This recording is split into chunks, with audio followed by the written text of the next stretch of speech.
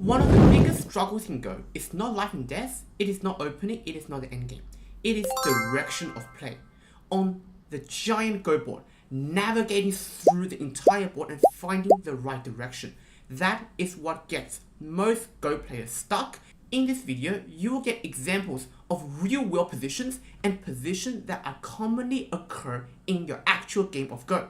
You will learn the patterns that occur again and again in actual games. And all of these patterns are actually very similar. They follow one simple rule. Watch until the end of this video to understand and improve your direction of play. After this video, you will definitely get some inspiration. Let's begin. In this position, is it better for black to extend at A or extend at B? Which extension is better? In this position, the right answer is extending at B.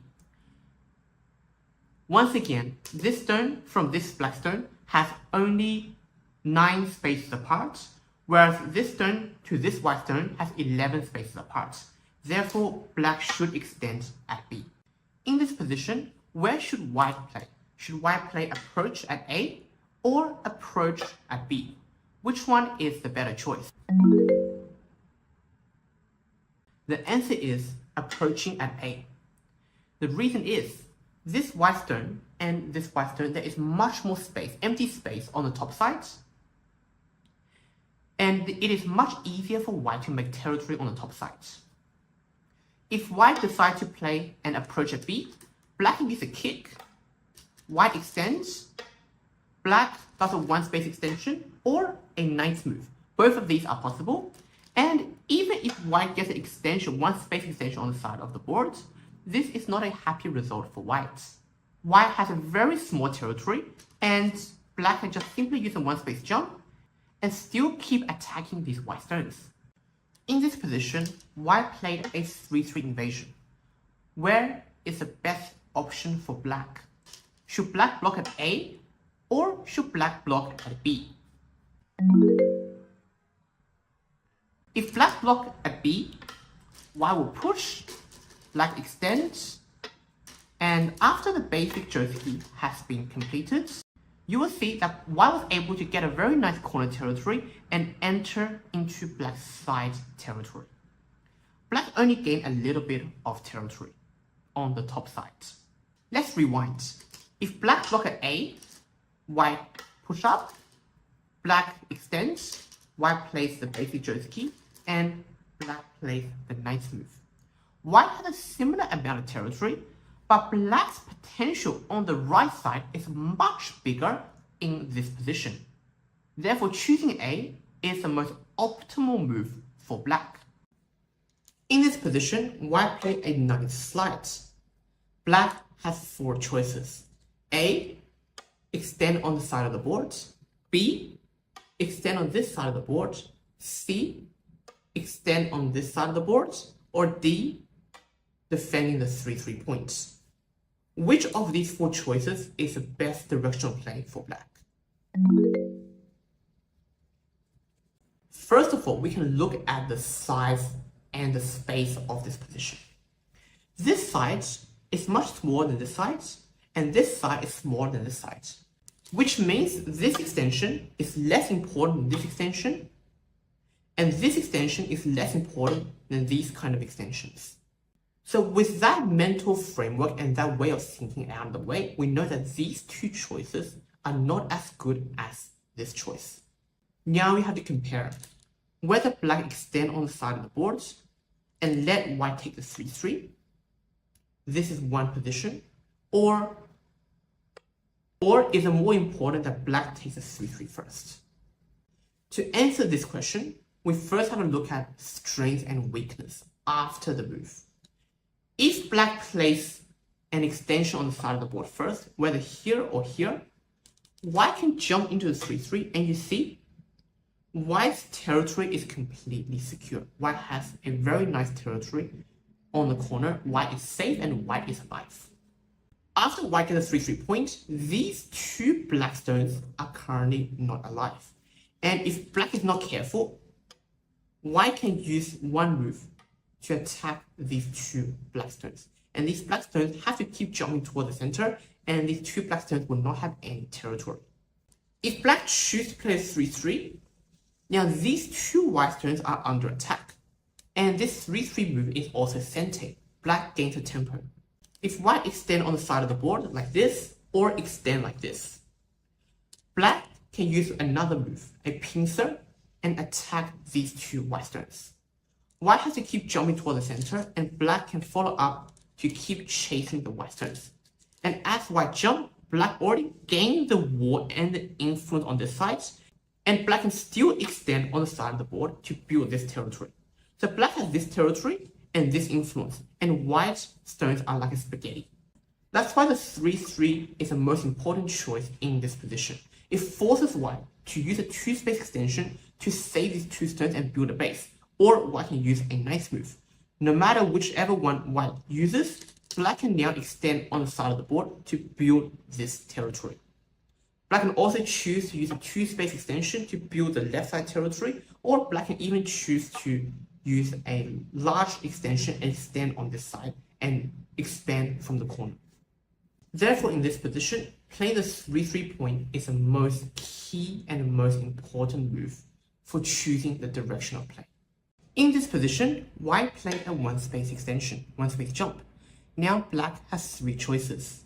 A, black plays a 2-space extension. B, black plays the attachment to save and secure the corner.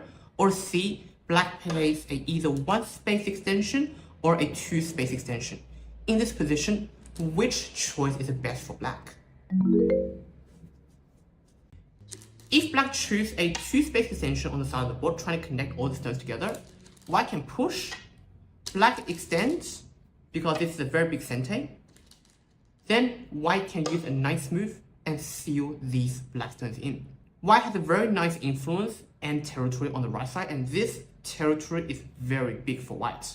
So therefore this 2-space extension is not the best result for black. This area that black gained is nowhere near as big as this area that white has gained. If black chose a attachment, white will harness, black extend or retreat, pull back. White can use a tiger's mouth.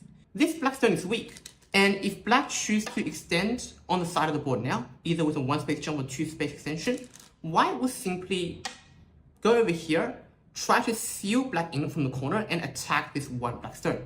White can also choose to use this tiger's mouth and take the side territory. White stones are also very strong towards the center. The best result is white play a 1-space extension or a 2-space extension. I recommend using 1-space extension because it is more solid and it has no weakness that white can exploit. White's next natural follow-up is to attack this one black stone with a pincer. And after white pincers, black can simply jump out toward the center. This white stone is a little bit weak, so it's not that easy for white to attack these 2 black stones as well. These 3 white stones are weak as well. White can also choose to use an attachment. Black will harness, white pull back, and now that since black has a very nice and safe territory on the right side of the board, black does not need to extend in the corner. That is way too small. So after white plays a pullback, black can then save this one black stone. If white takes the corner and attack the corner, black can simply ignore the corner and keep extending on the side of the board to make even more territory. That's why in this position, this is the largest area in the directional plane and on the board. So if white gets a move over here, white gets to take a very large territory and claim a very large territory. So it is very important that black goes into this direction first. That's why in this position, out of A, B, and C, playing as C is the best choice in this position. In this position, white played this split and try to split black's territory apart. Black has 4 choices.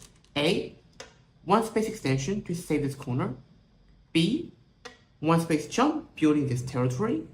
C, large nice move to expand the corner territory.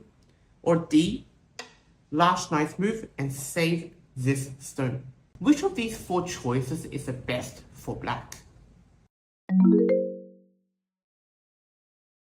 If black chooses to go at A, white's one stone can simply jump out toward the center.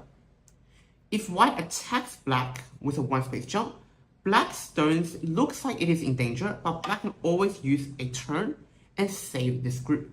So the life and death in the corner is not too big of an issue.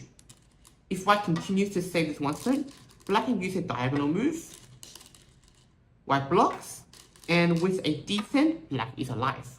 Or black can even jump out toward the center. So life and death in the corner is not a big issue for black. If black chooses a one space jump, white is going to take the side territory with a two space extension or attack this one black stone. Black still needs another move to capture this one white stone, and later on, white still has some RG that white can exploit. For example, white can maybe attach over here, and really try to create some trouble as well. White can still use a lot of probing moves on the outside, for example, the attachment, or even a move like this is still sente. So the territory is not too big for black. Therefore, jumping over here is not the biggest move, because black already has a nice territory. Jumping over here expands it a bit more, but there are bigger places on board.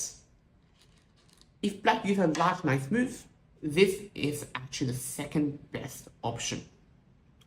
This move builds a territory on the corner and also slightly weakens the influence of these white stones. But white now will start attacking this one black stone.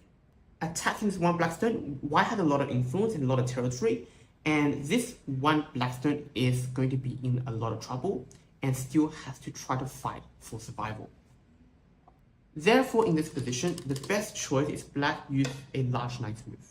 This move not only strengthens this one black stone, it builds territory, but it also weakens these two white stones.